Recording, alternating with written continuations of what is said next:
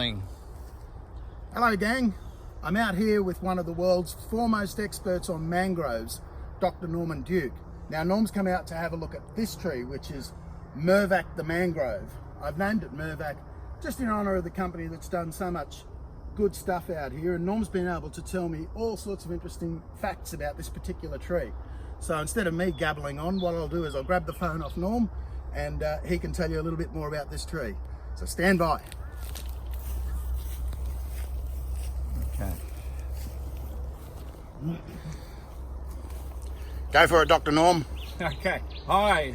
I'm, well, you just heard Dr. Norm. I'm here. I'm just coming down here with Matt to sort of look at this outlier tree. It obviously used to, when it was born, more or less 150 years ago, this tree would have been in an intertidal or a tidal environment upstream on the Pimpama estuary. And well, you can see it doesn't look so tall now. It's getting up to about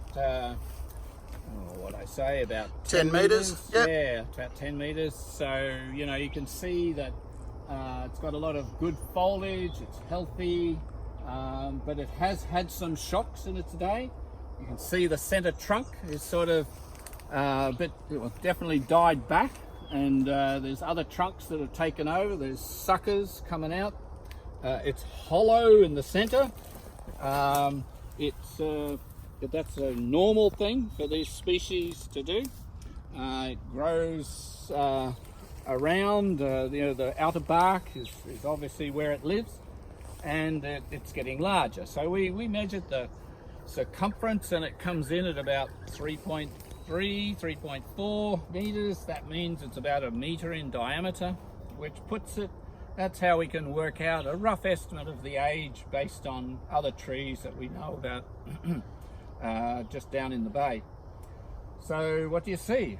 You see lots of things coming too. It's clearly reasonably happy in the sense that it's got lots of fruit lying around, but in mangrove world we don't call these fruit, we call them propagules, because these little guys are let me just find one. There's plenty of them. Okay, this one here has lost his skin. Now there are others, I can't see another one just yet, but others drop and they have their little life vest on. But this is cotyledons, so this is a living, they call it viviparous. That means it bears live young, and these are the live young. So these individuals are in fact genetically different than the tree itself. Possibly they can be the same. So we can look at the well, I suppose the genetic makeup of this just to see if there are other individuals around, but we can already see that there are. I mean, Matt's just said there's one just down the way here, and we can definitely see one just behind me here getting up. That one's a bit younger, so probably only about 50 years old. So generally, yeah, we can get an idea that this used to be a tidal creek. So got a bit of history right here. Indeed. And Norm, I'm asking the right guy. Tell us why mangroves are just so important, not only to humanity, but to the planet. Okay.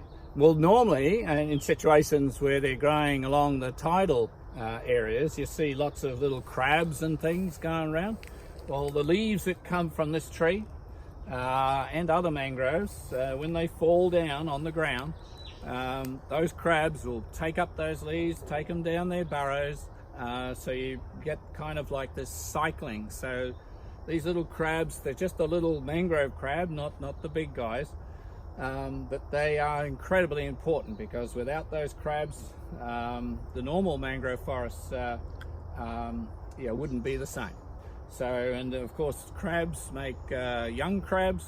You know, the larvae of the crabs get off and it feeds all these fish. So you've got a big nursery area that comes in for the protection that these trees offer, as well as the food of all the animals like the crabs that live there. So they're really important, but one of the big functions on the coast, not so much for our guy here, but on the coast, these guys are holding the whole of the shoreline together. So they're protecting the bank of the shoreline and the estuaries so that they don't wash away. And of course, we're really worried about that now because there's more severe cyclones, storms, severe storms, flooding. All these things are having a big effect on the shoreline environment, and these trees are our front line sentinel saviors, if you like, protecting the coastline from erosion. And of course, we've always got that looming spectre of rising sea levels, and believe me, it's already happening. So we need these guys, so we need to look after them. Our frontline sentinel saviours that make lots of food for us as well. What an unreal tree. So there you go, gang. Rock us the peace sign, Dr. Norm. Okay. And thanks again. Okay. Cheers. Good on you. Thank you. See you later.